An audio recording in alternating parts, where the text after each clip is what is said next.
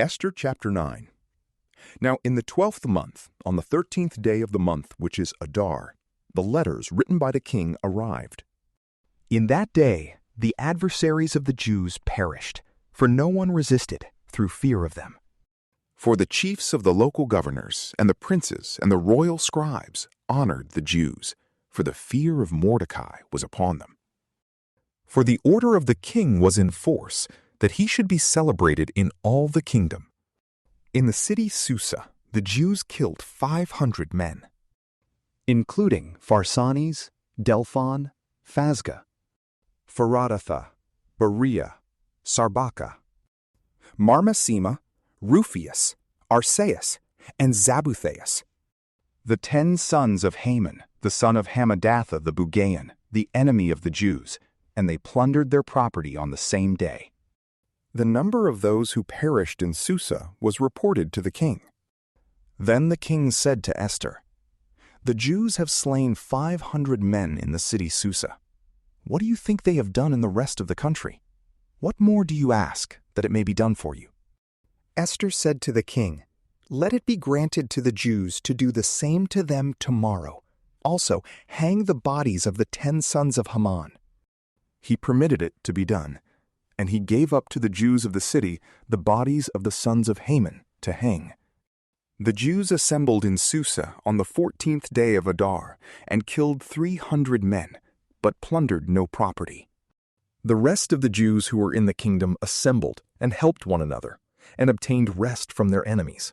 For they destroyed 15,000 of them on the 13th day of Adar, but took no spoil. They rested on the 14th of the same month, and kept it as a day of rest with joy and gladness.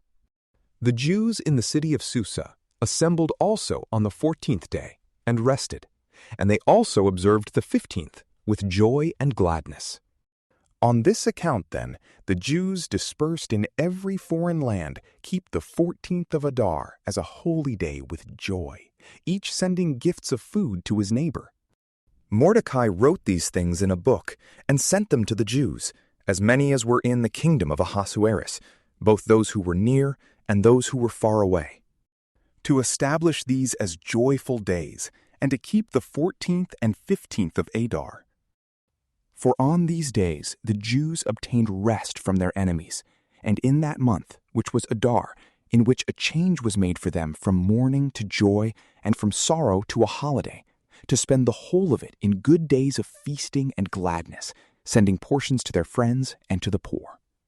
And the Jews consented to this, as Mordecai wrote to them, showing how Haman the son of Hammedatha the Macedonian fought against them, how he made a decree and cast lots to destroy them utterly.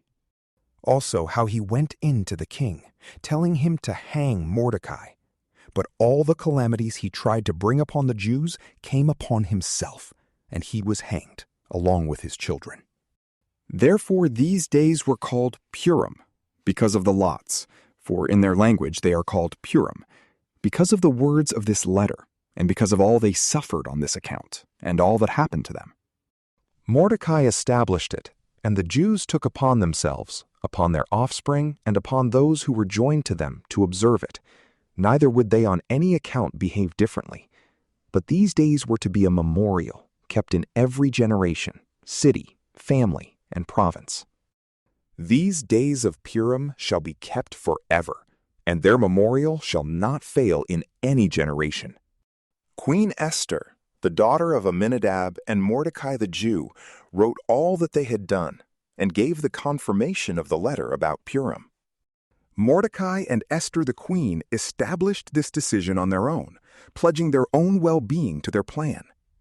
And Esther established it by a command forever, and it was written for a memorial. From PrayLamp, peace be with you.